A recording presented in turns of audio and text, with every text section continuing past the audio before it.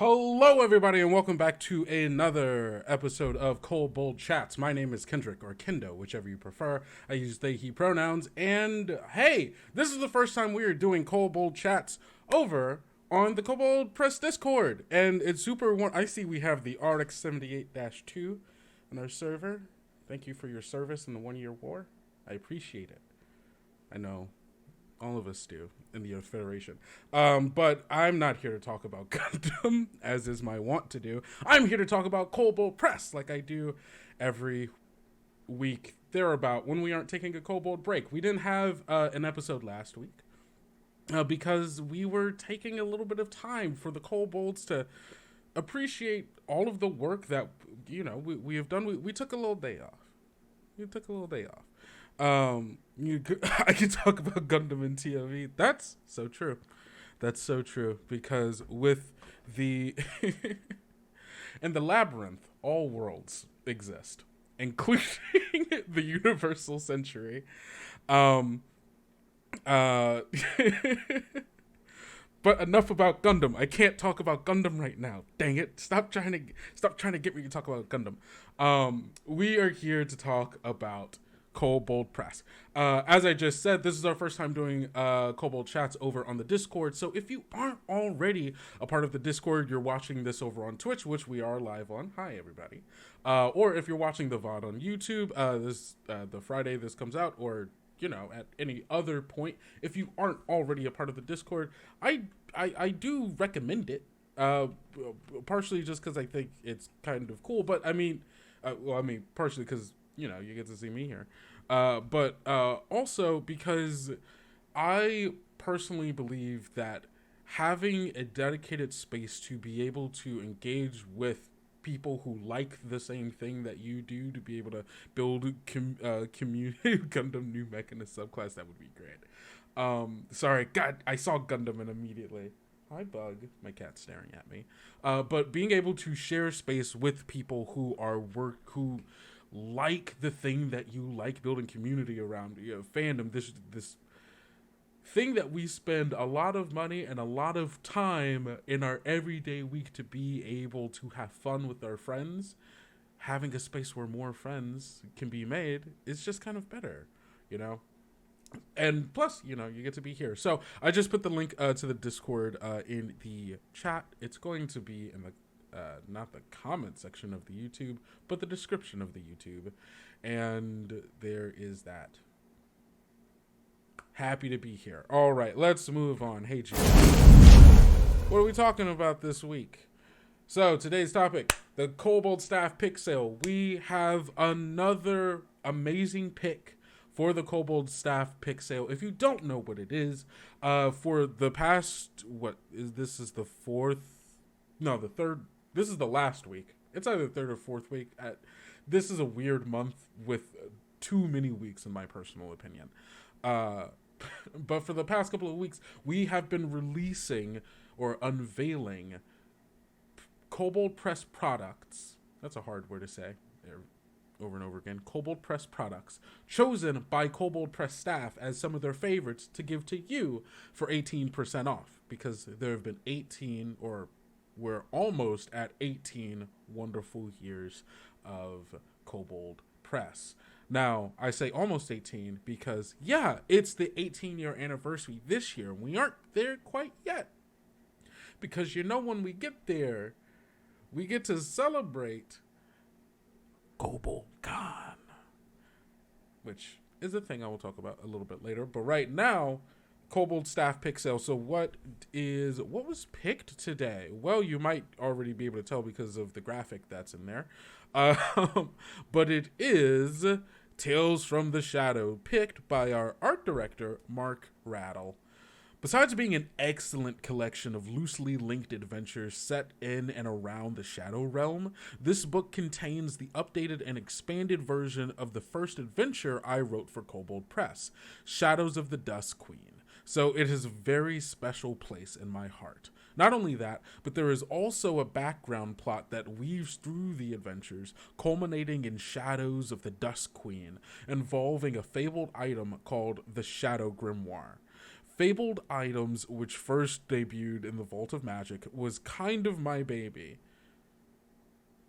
Wait. Oh, Fabled Items, which first debuted in the Vault of Magic, was kind of my baby. I wrote and designed the majority of them in that book. So, Tales from the Shadows does double duty for me. It contains it contains my adventure and an example of a fabled item.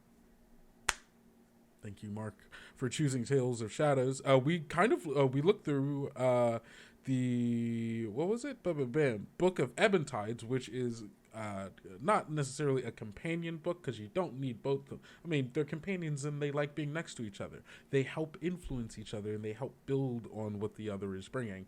But you don't need both of them, but you can get both of them for 18% off over on the Kobold Press store. This sale continues until the end of the month, March 31st. So you still have a couple of days, like 4 days, I think is the math on that, from the time of this show, to go and to go over to the Kobold Press store and go get it. And everything that has already been unveiled this month is still like out there to be able to get for 18% off. So you can go get Tales from the Shadows for 18% off. You can go get Campaign Builder City in Town Map Folio for 18% off. Tome of Beasts 2, Enbar's Guide to the Northlands, Tales of the Old Margrave, Book of Ebontides, Vault of Magic, City of Cats, Zobek Clockwork City, and Waste of Chaos, all for 18% off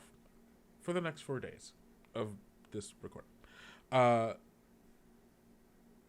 It's a pretty good deal in my book. That's just on me. And if you want to know a little bit more, excuse me, if you want to know a little bit more about one of our previous ones, the ones from just this past Monday, Campaign Builder Cities and Towns Map Folio, chosen by Thomas and Kim, you can go over to the Kobold Press blog, where there is a whole blog article talking about, and I think it's written by Thomas, who helped put the map folio together,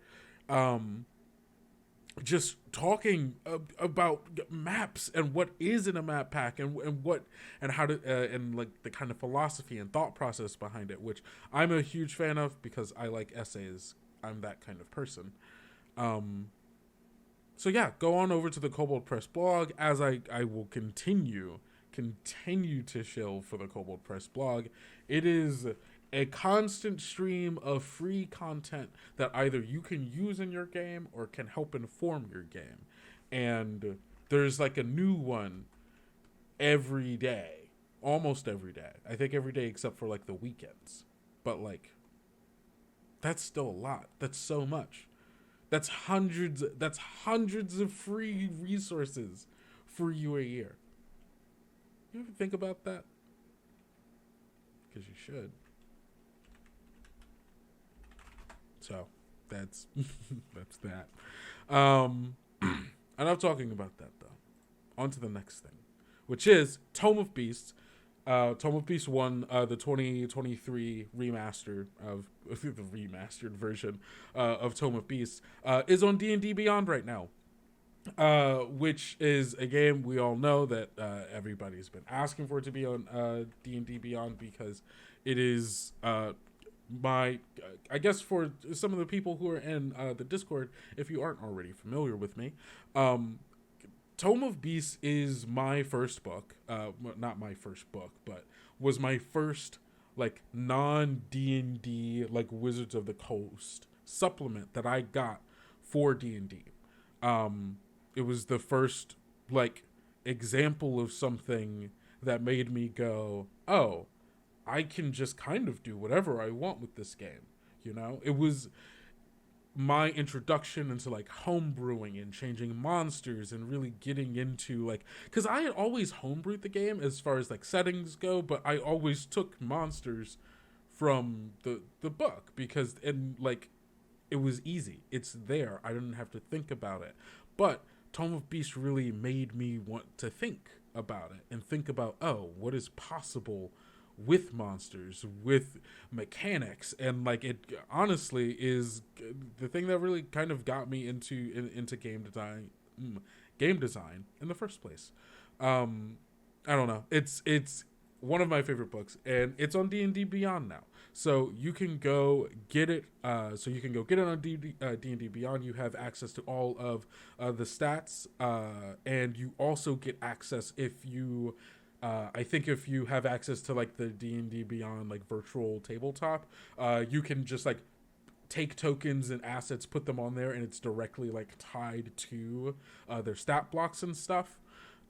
It makes things so much easier. If you're already using D&D Beyond and you want access to these monsters, you can go get it now.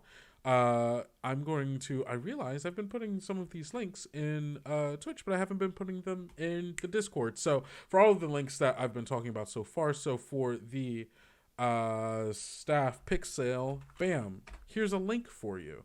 That just makes it easier for you to be able to go and get it. And then this is the D&D Beyond link. So you can go check that out over there if you would like. Like, it's over 400 monsters. It's just cool. It's just cool. So that is that. What else? Yes. Kobold Con, weekend of May 10th through the 12th. If you haven't already heard, is our first of many, I would hope, online conventions celebrating Kobold Press. There are going to be live events and panels, some actual plays, and also a huge effort for community play, for you to be able to sit at your own tables, whether they be online or in person. You can participate in Kobold Con by just playing games with your friends and hopefully using some Kobold Press stuff to help elevate those games, be it monsters, be it player options like subclasses, magic, whatever you want to spice up that table, get a little teeth in that game. You could do that, and you are participating in Kobold Con.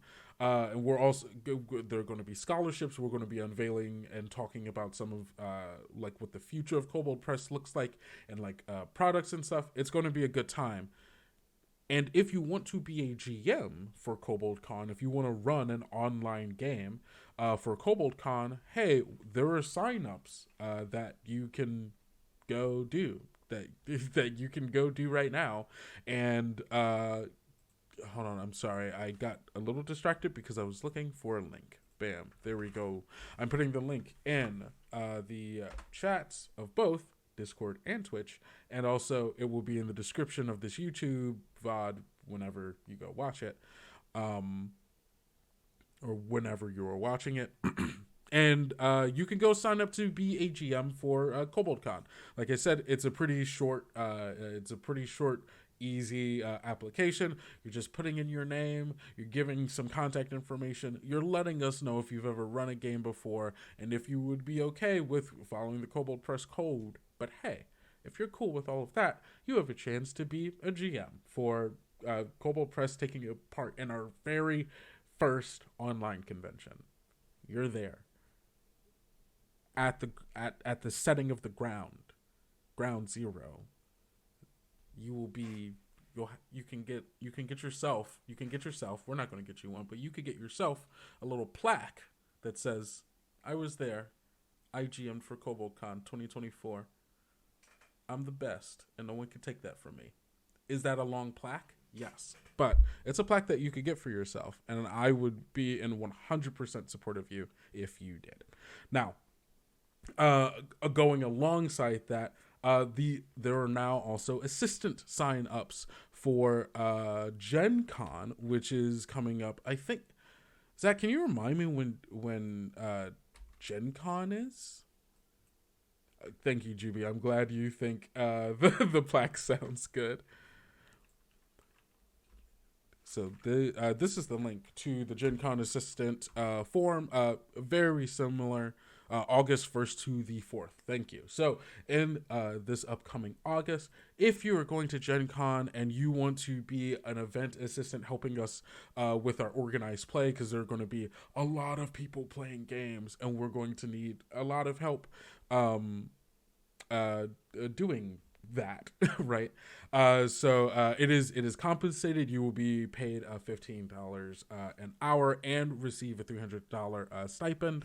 You will be getting a little Kobold care package, a little gift from us to you. 300 tables. There are going to be 300 tables at Gen Con this year. Zach has told me, and so that's a lot of tables. So we're going to need a lot of help. So there's the there's the $15 an hour. There's the $300 housing stipend, a little Kobold care package from us, and you get 2 meals covered for throughout the convention. So if that is something you're interested in, I've given you. Oh no, have I? Yes, I did. I've given you the link to be able to go do that. Travel expenses. The money that the compensation is not explicitly for travel expenses, but with the stipend for housing and the pay, you could do with that what you would like. Okay, cool, awesome. So that is that. Those are those 2 things. So, which leads us to the big thing we're going to be doing today: adventure prep. What do I mean by adventure prep? Well, Zach, our community manager, who is both in both chats, thank you so much for being here. Zach and I are planning to do a little adventure, a little one-shot on Kobold Chats, me and him, using some of the rules, or the rules from the Soulslike RPG, the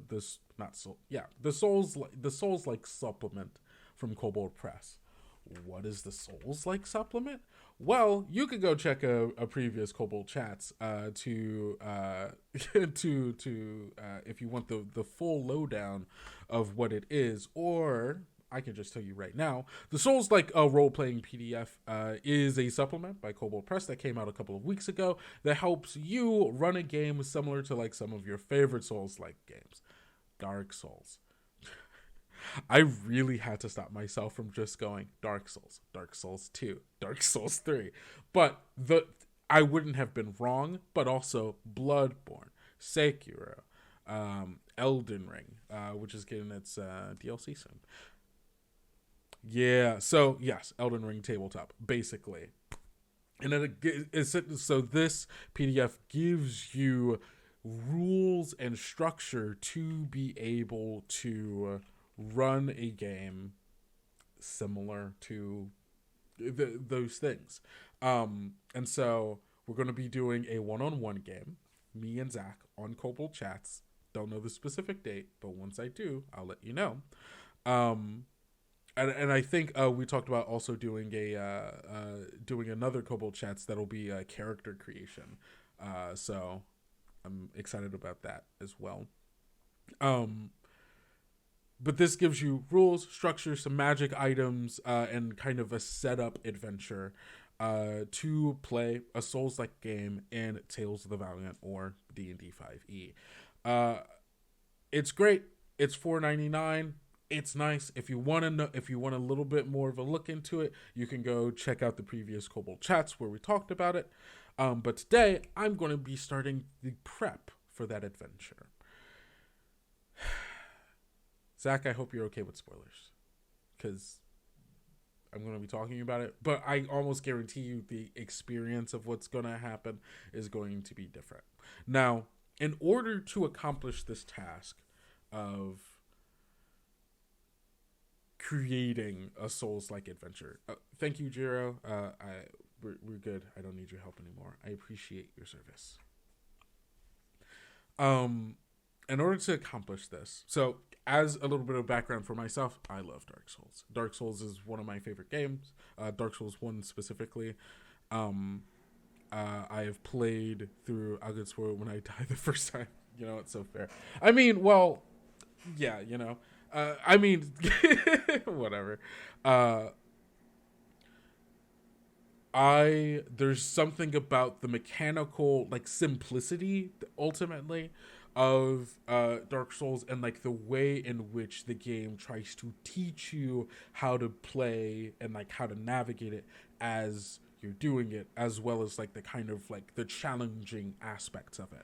So there's a lot I'm going to have to be trying to emulate here. And hey, look, we've got the Soulslike Roleplaying Role-Playing PDF right here for us to look at.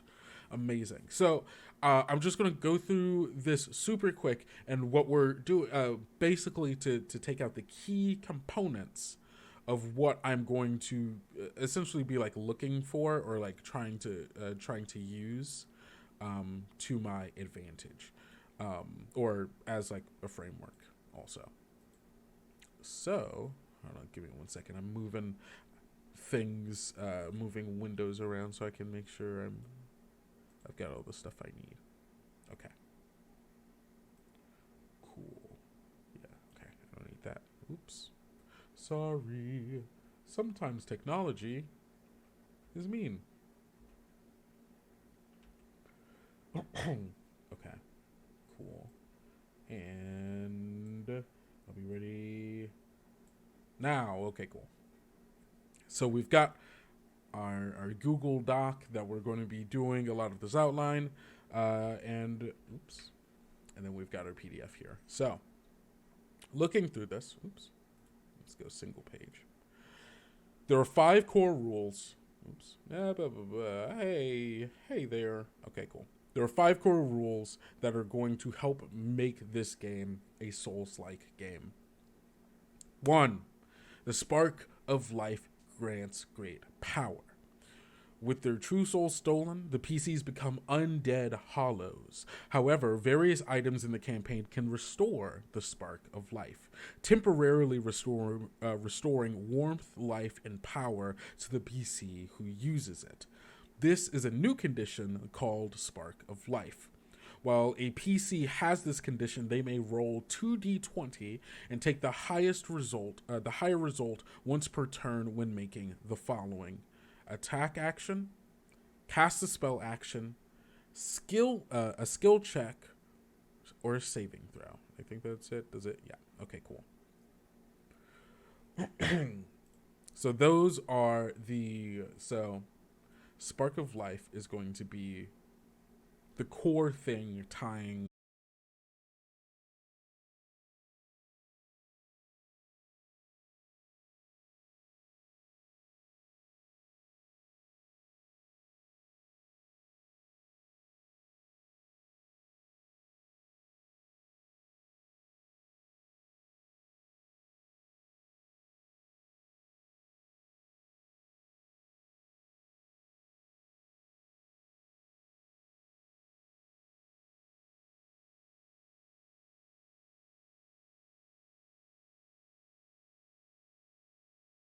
the condition does not end after use, so you can keep using it until you have had your Spark of Life stolen, which is you die.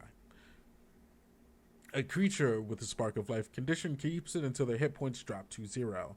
Then the condition is lost and the PC once again becomes hollow. I'm sorry for anyone who has a Slack and is hearing all of my Slack notifications. Give me 1 second. Let me... Oh, it was Zach. Thanks. Cool. What was I saying? Yeah, so you keep it until you once again become hollow. So I can TPK the the part without fear. Yeah, no, 100%. Because when they die, they just come back. It's okay. Kill them as much as you want, as long as you're being reasonable, of course. Spark of Life items exist throughout the campaign, which can restore this condition. A PC can spend an action to crush such an item, restoring their Spark of Life. See the Spark and its hunters for more information.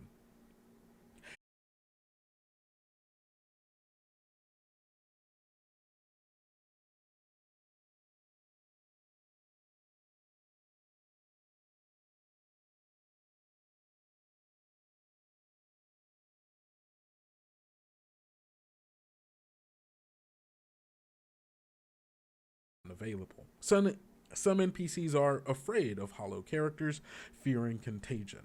Others believe that once you turn to a hollow, there is no coming back.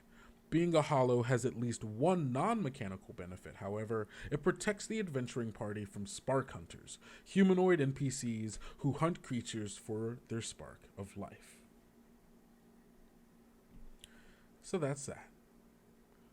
Rule number 3, bonfires are safe resting places. If people can come back, I can probably run some video. Yeah, no, literally, like, it's like, it gives you a great way to be able to emulate the feeling of being in a video game boss fight, but fighting a Dark Souls boss. You know, when I'm fighting Artorias and what is that, Dark Souls 2 or Dark Souls whatever. Bonfires are checkpoints found throughout the adventure. A PC can use a bonfire to teleport to any other lit bonfire they found. Note that a PC can take a long rest only at a bonfire. This long rest also resets all nearby traps and encounters. The safe zone of the campaign, a place just at the entrance to Ebonrath's lair, contains a great bonfire where the PCs wake up at the beginning of every session. Additional bonfires must be earned. Each floor of the dungeon can have its own bonfire where PCs can quickly teleport once they've lit them. But the PCs must explore each floor to find secrets and one of Ebonrath's underbosses. Once an underboss is slain, the PCs can build a bonfire from its ashes, gaining a deeper foothold into the lair and the recovery of their true souls. You get a checkpoint, you die, you come back, and you can use it to teleport to other ones. Souls are experience points and currency. Instead of XP and gold, PCs earn souls for killing creatures and finding certain items. Combining the two resources means players must consider whether they want to spend souls to buy a shiny new weapon or level up sooner.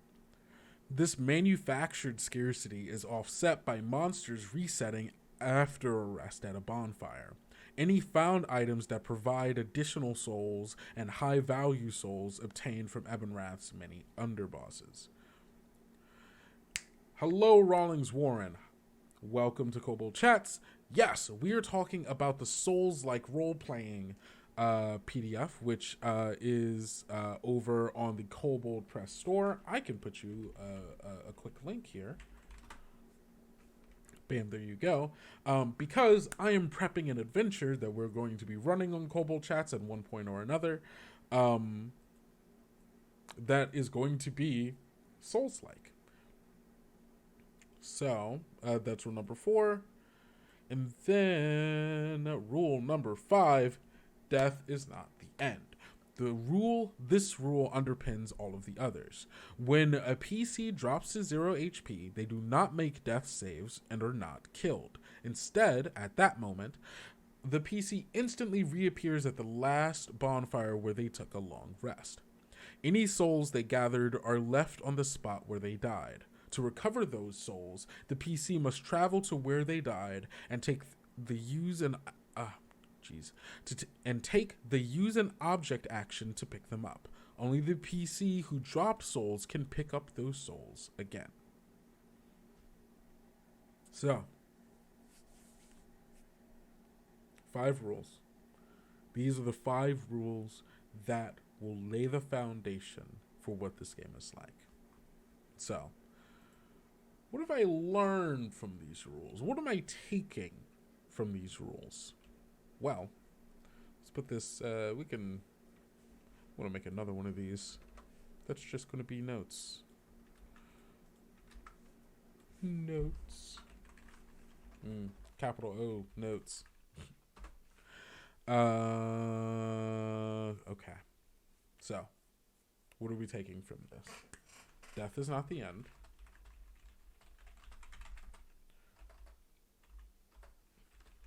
It can come quickly and frequently. So what does this mean? Make coming back matter. So what this means to me is that because death isn't the end, not for our player, Zach, and not for the NPCs or monsters for the most part. So I want to make sure that I want to make that death loop mean something. As far as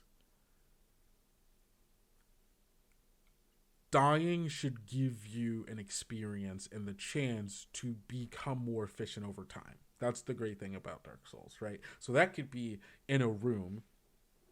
Let's say you're in a you have a bonfire that is in that has monsters around it. Sure, let's say that.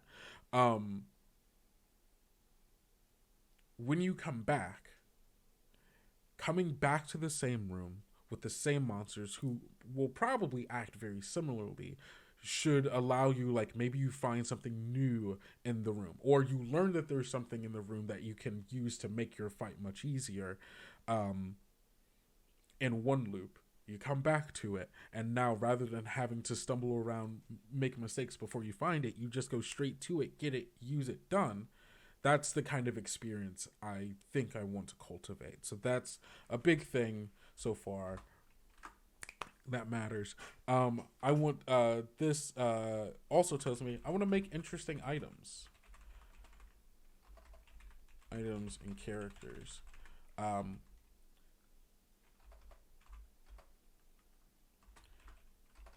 Makes me ask, how many people are hollow?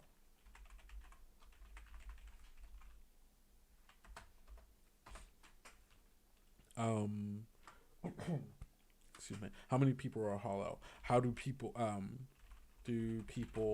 interact with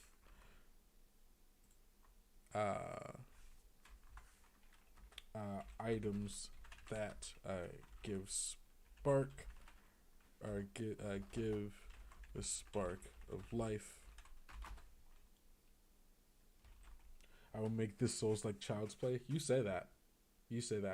I'm not. Yeah, I guess technically I'm not ready for the character options you've got in store. I'm super interested in what you're going to choose. But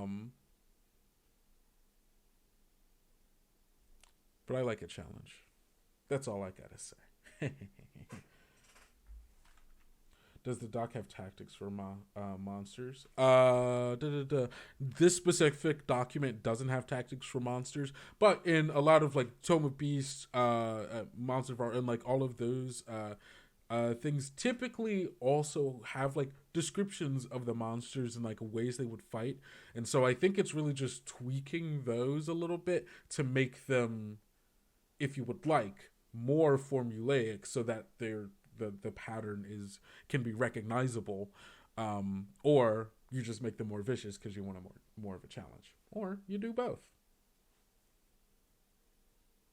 Big part of Souls was the rhythm of the music match. Yeah, oh, it's so good. How's that? Oh yes, actually, there is another key thing in this that aren't a part of the four rules.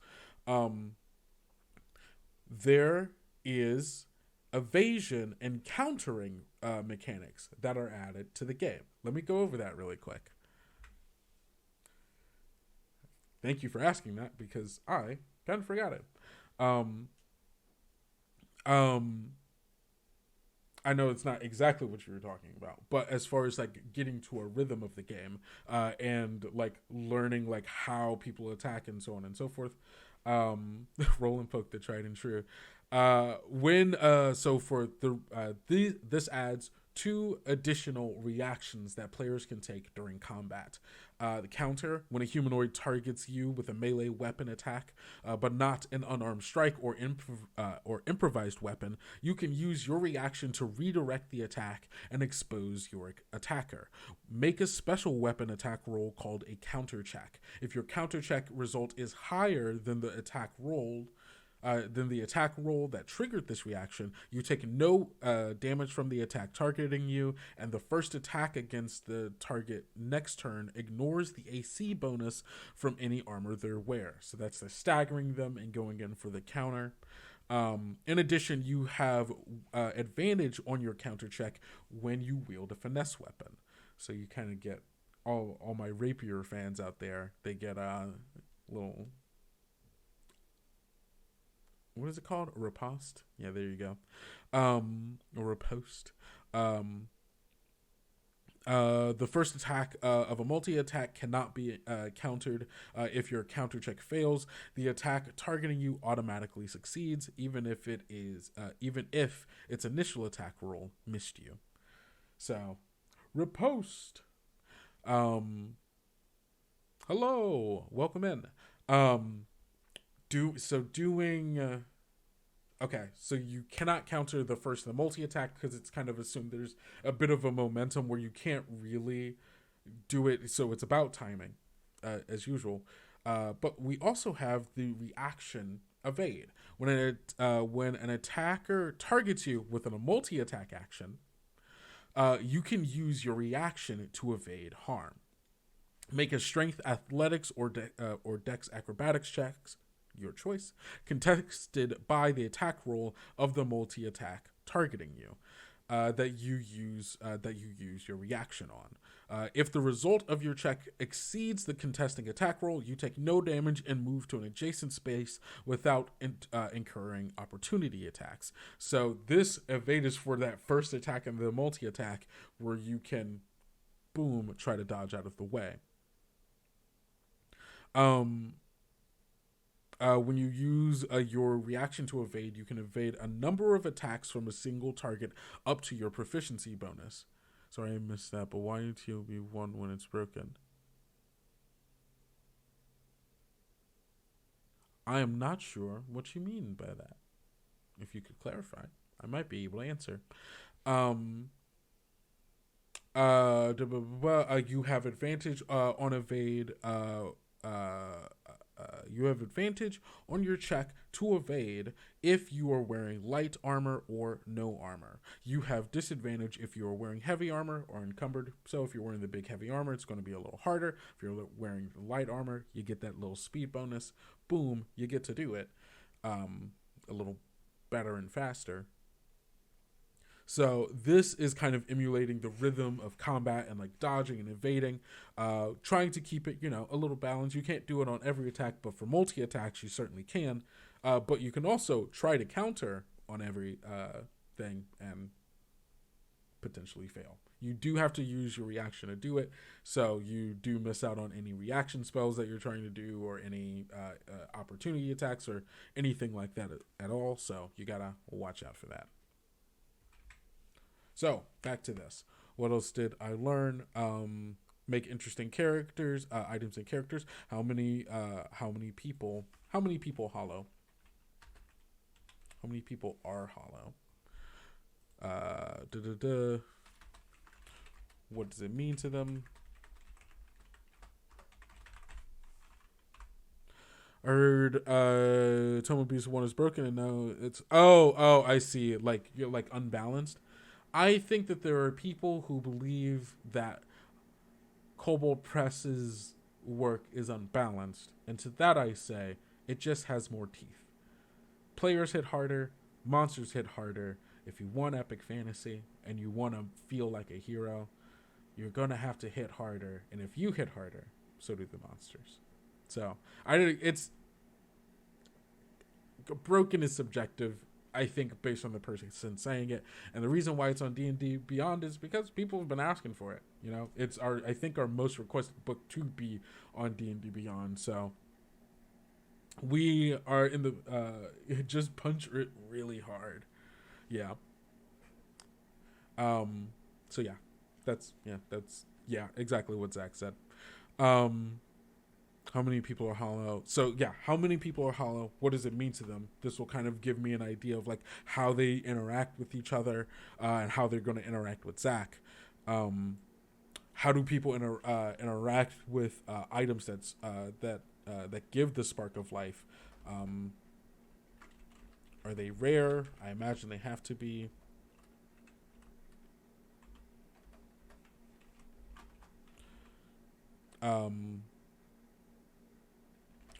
What kind of people and creatures serve Ebonrath? A great question. Ebonrath, it's kind of mentioned in the thing, but Ebonrath is this this I think he's a Draco Lich, if I'm remembering correctly. I have the PDF open. I could just scroll down. I can just scroll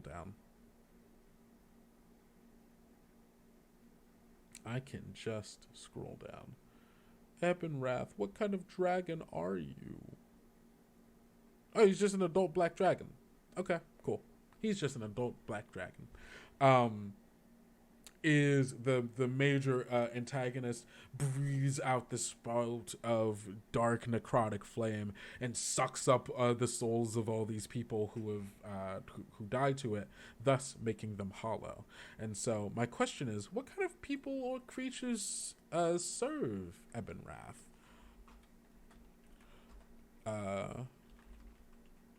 Does he also have their souls?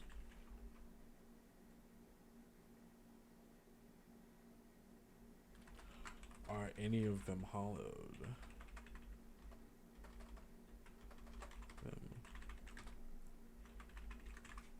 Cool. Is there a third thing this is making me think of? Death is not the end. Make interesting items and characters. Oh, it puts it within a dungeon framework as well. So, I have not made a dungeon in a long time. So I'm interested in how that part's gonna go. Make the dungeon feel alive and connected. That one of my favorite things about Dark Souls 1 is the map. The way that everything is so intertwined with each other is so cool. I've never made a dungeon like that before. And so I wonder, maybe we'll do a Kobold Chats where we talk a little bit about that. You know what? Man, I really wish there was a book that helped make dungeons and dungeons and old ruins. I think would be super cool. Man, I think it would be really cool to know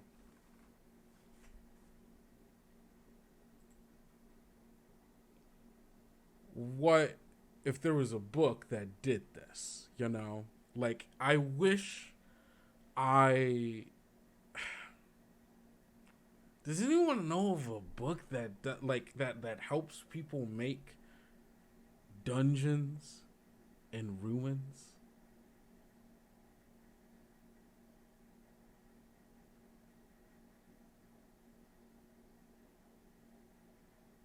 Hey, you should head on over to our Kickstarter, where you could go get notified on launch for Campaign Builder Dungeons and Ruins. It is the next in I completely forgot. Trust and believe me. Please trust and believe me when I say this. I wasn't planning that. I realized it halfway through, and it was just kind of what I needed to do. Dungeons and Ruins is the next in the Campaign Builder series from Kobold Press. If cities and towns, castles and crowns, we've told you how to build places. We've told you how to build people and and their connectedness through politics and things of that nature. And now it's time to help you understand how to build what comes after all of that turns to dust. The inevitable march of time keeps going forward, regardless of all the machinations that we have, the monuments we build for ourselves and our successes. Time cares not, and soon it all crumbles and falls into dungeons and ruins. So go, get notified on launch, because it's going to be a good book. I believe the It is launching at some point in April. So if you don't want to forget, as I am wont to do, as someone who suffers from severe ADHD, if you couldn't tell, I immediately lost my train of thought. So there's that. You can, if you don't want to forget about the Kickstarter, because April's going to come fast, and a month past that is going to come even faster, go to the link that I've put in the chats, in the description in this YouTube VOD, and go check that out. So go click get notified on launch. Oops, wait, no. I wasn't trying to look at that again. I was still here. All right. What were we doing? Any news on crowns? Do they have the maps done? I personally don't have the information for that. I would say we try to update all of our Kickstarter updates. I don't personally know when the last Castles and Crowns update has happened. Zach, if you know, or any of my other mods, if you can answer, here you go.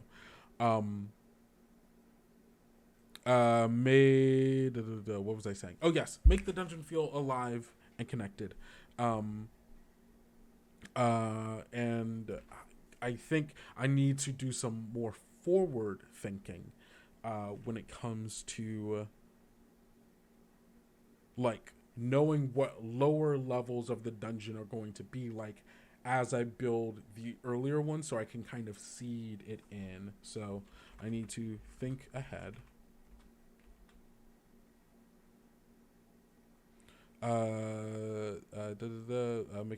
Think ahead and try to seed in connections for deeper levels.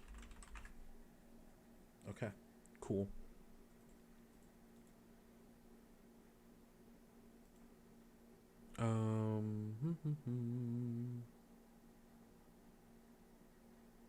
Okay. I think these are my main three. I think these are the three things.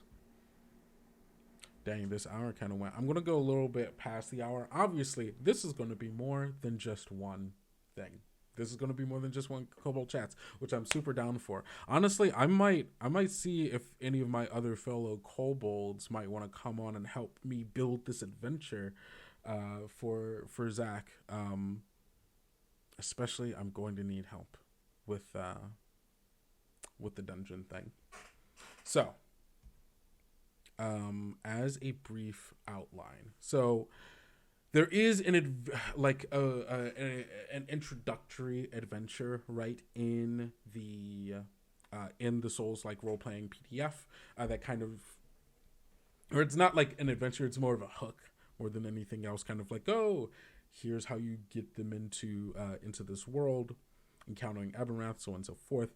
I'm going to be making my own. Excuse me. Why does it say story 69? That was an accident. So here are things that are going to have to happen. We have the beginning, or the introduction, you know. We're gonna this is gonna be in media res, so I think it's gonna be in some conflict. We get a sense of like the character, how they move and stuff. I'm trying to I think I'm trying to decide, either do I want to see Zach's character before they turn and become hollow, or do I want to see them like on their first recognizing? Like, what I'm interested in Zach. I mean, honestly, you can throw in because you're going to be the person playing it. We could do before conflict, Ebenrath, or you wake up and it's already happened, and we can start like kind of alluding to what has led you here. I don't know what you would be more interested in. Either way, it'll be in media res in either case.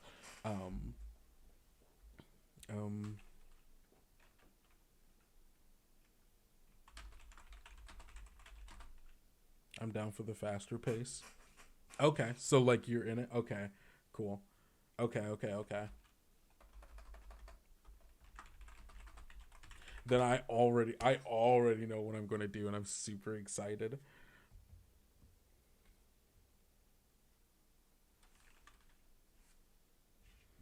Yeah. This is going to be good. Zach is already hollowed.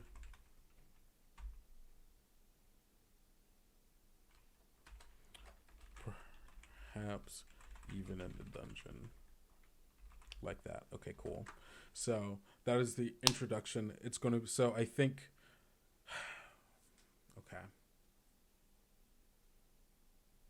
Let's figure out the main beats that need to happen. So what level are you?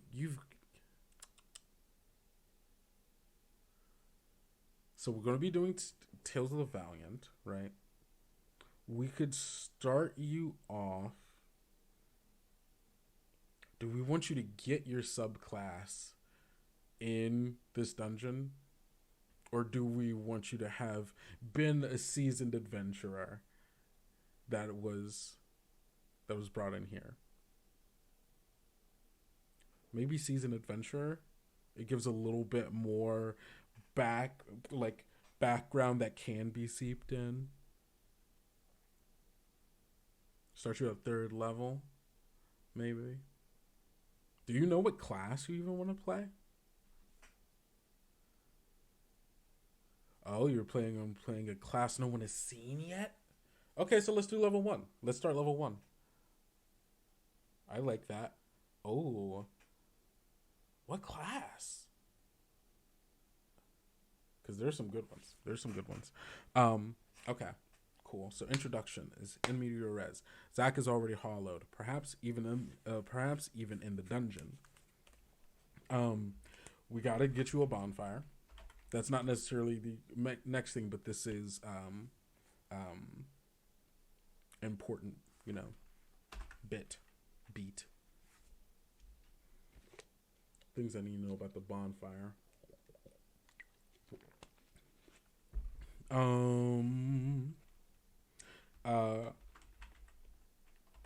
Make its presence impactful.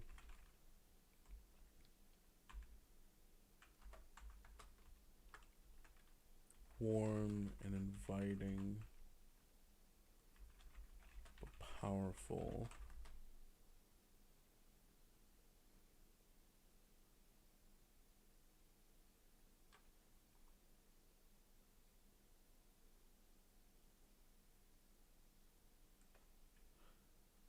Controlled. And by controlled, I mean like there's something contained.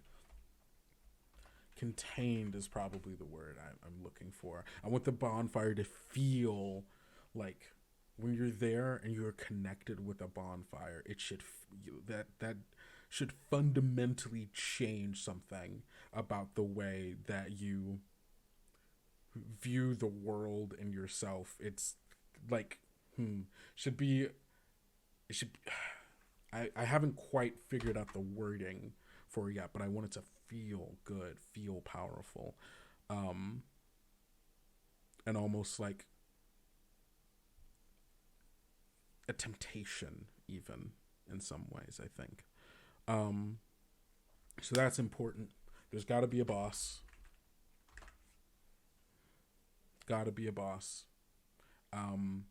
And I guess this is going to kind of like, what's the vibe? What's the aesthetic that I'm looking for? Well, I've thought about this already.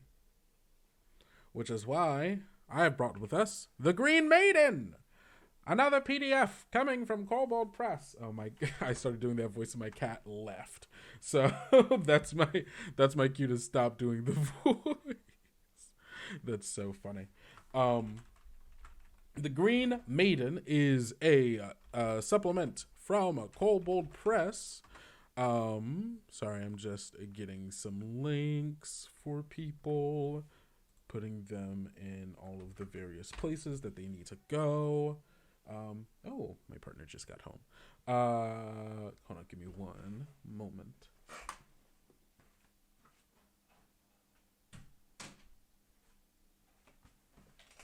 My door was just open and it would have been a whole thing.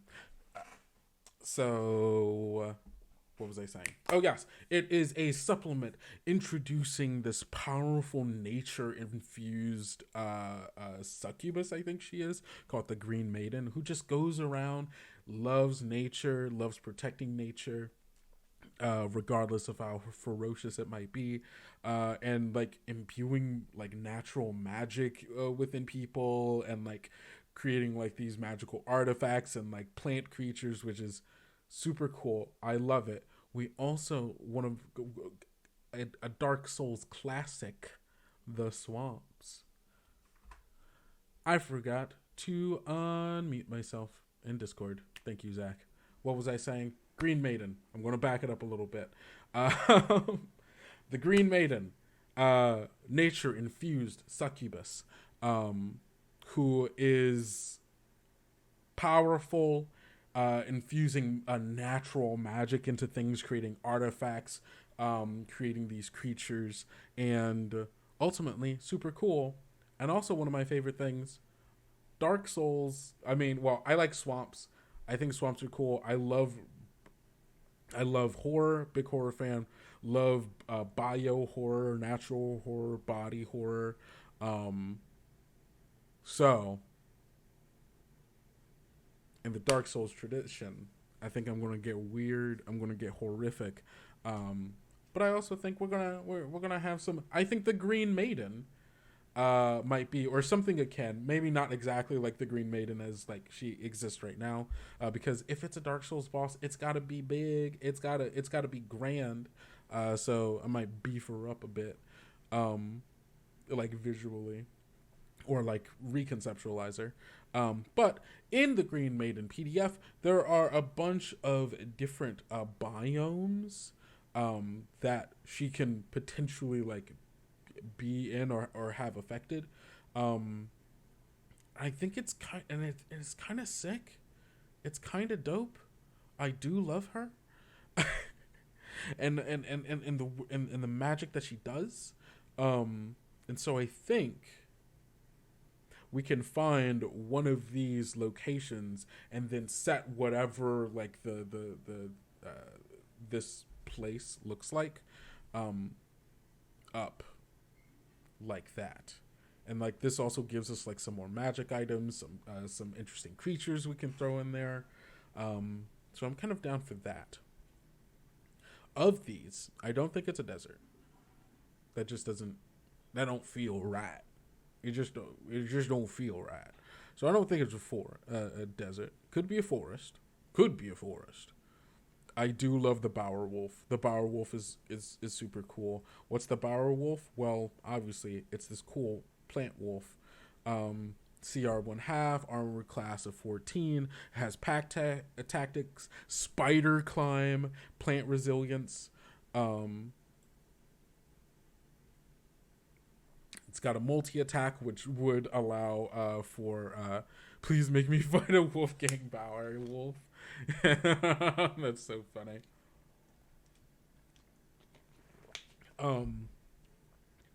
It's got the multi attack, so that gives chances to be able to use some of the evade mechanics. So that's kind of cool. Oh, I talked about how much I love the Promise Branch. I also talked about the Green Maiden on a previous Kobold Chat, so if you want to check that out, thoughts are on YouTube, and the highlights stay up on Twitch as well, so you can go check that out. I think that's cool. So water. Is this strictly underwater? Hmm.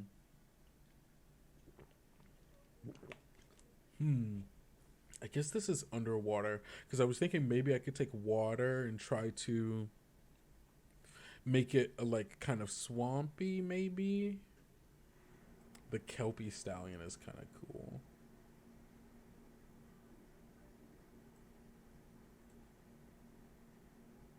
Plains.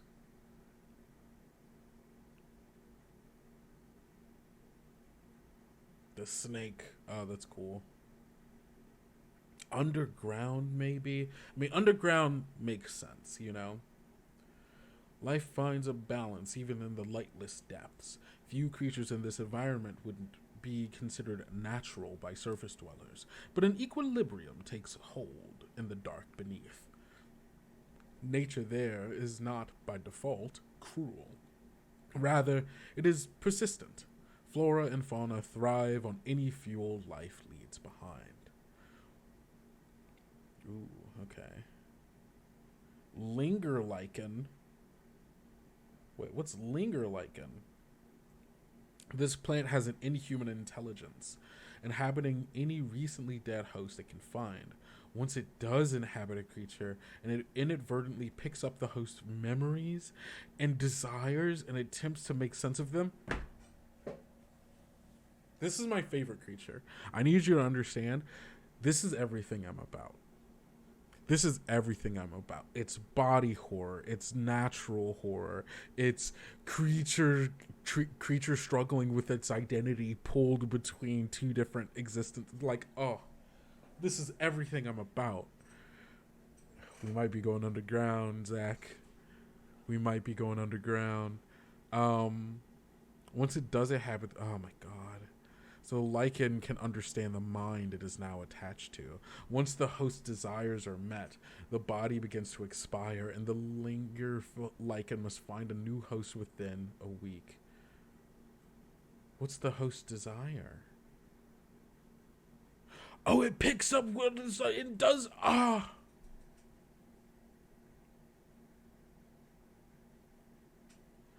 It's so cool. It's so cool.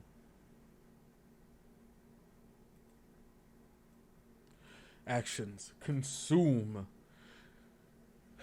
Necrotic damage. It's got a reach of 5 feet. Gains temporary hit points equal to the damage dealt, which is 1d10 plus 1. If the lichen doesn't have a host, the attack deals an additional 1d. Oh, it does more damage if it doesn't have a host. And then the slam attack. That's so cool. What are some magic items we have in here? Witcher's pitch. I almost said the Witcher's pitcher. The Witch's pitcher. The pitcher plant tends to grow alone, near or within zones of wild magic. It can easily be harvested and carried in one hand. When wielded and you were targeted by a spell or third circle or lower, the spell fails as the counter spell.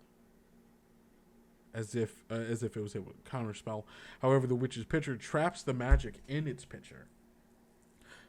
If you crush a pitcher with a trapped spell in it as an action, you can cast the trapped spell on a target within the spell's normal range, using the statistics and save DC of the original caster. This destroys the pitcher, and the witch's pitcher can hold a spell for up to 1 week before the plant consumes it and then withers.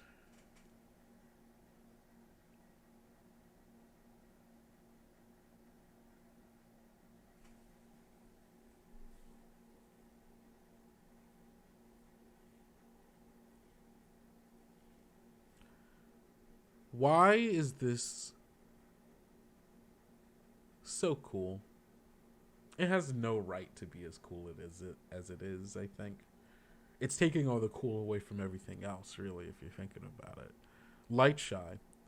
This 5-petaled black flower only grows where no light can find it, feeding on residual heat and magic. In the presence of light, it instantly creates a 15-foot radius sphere of darkness, centered upon itself for 1 minute.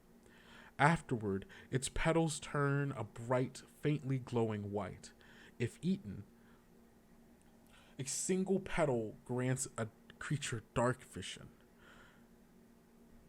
to a range of 120 feet for 24 hours.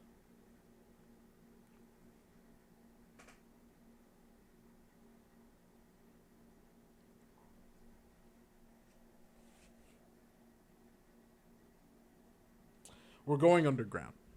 Location, underground. Okay. That's cool. That's cool. Okay. Outline. Creatures we gotta use.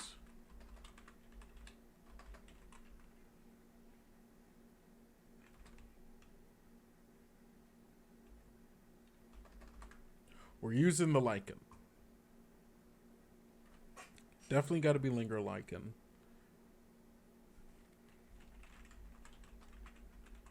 There's got to be zombies, because like that's like zombies and skeletons are classic.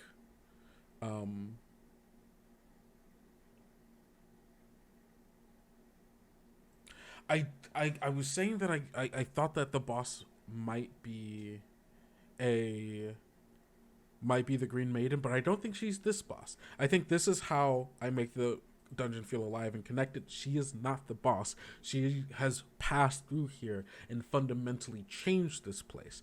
The boss of this one is someone who has been affected by that change and maybe turned mad by it.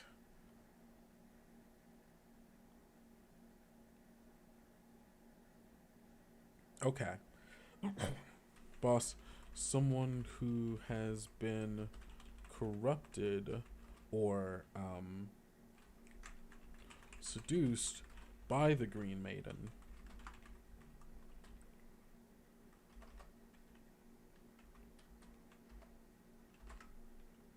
Deeply in love with all the Green Maiden creates.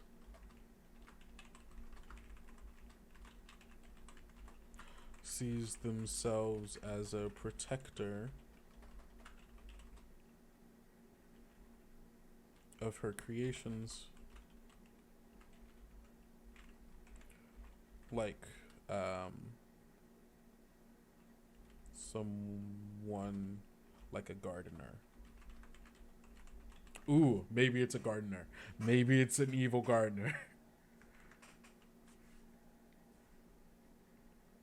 Okay. And I think with that, like with it being, like honestly, I don't see why we can't have the wolves down here. Underground cave wolves sounds kind of cool to me. She left them behind, perhaps.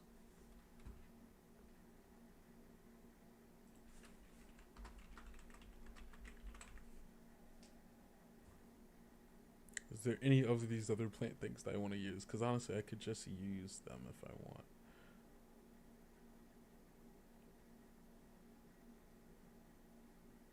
There she is. The Green Maiden. She's CR5. Yeah. Okay, cool. So, I mean, honestly, I don't think I would change much about... Okay. Yeah. Cool. I'm super excited about this, Zach. I hope you are too. And I hope all of you are getting something out of this prep and me just looking through these books. Linger lichen, zombies, skeletons, bower wolves. Any other fun plant things? Oh.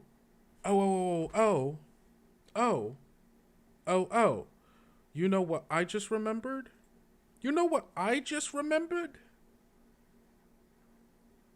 Hold on, I gotta find it. Come on, I know I have this somewhere.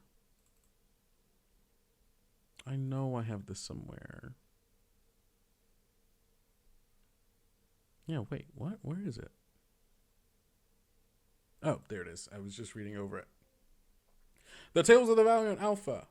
There are some creatures in here, and I remember...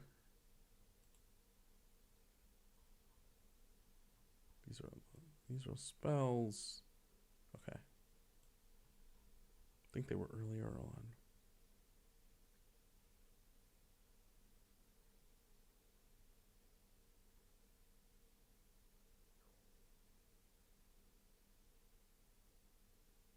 Nope, they were later on. I was wrong. Come on, where are they? I know they're here. Come on. I know they're here. Ah, Mycoloids. My mushroom boys. The Mycoloids, they gotta be here. They gotta be in this. I don't think they'll necessarily be villains, but I think they will be around. So, hey everybody. So there were some technical difficulties at the end of that episode, which is why, hey, you see me here wearing different clothes on a different day, because... yeah.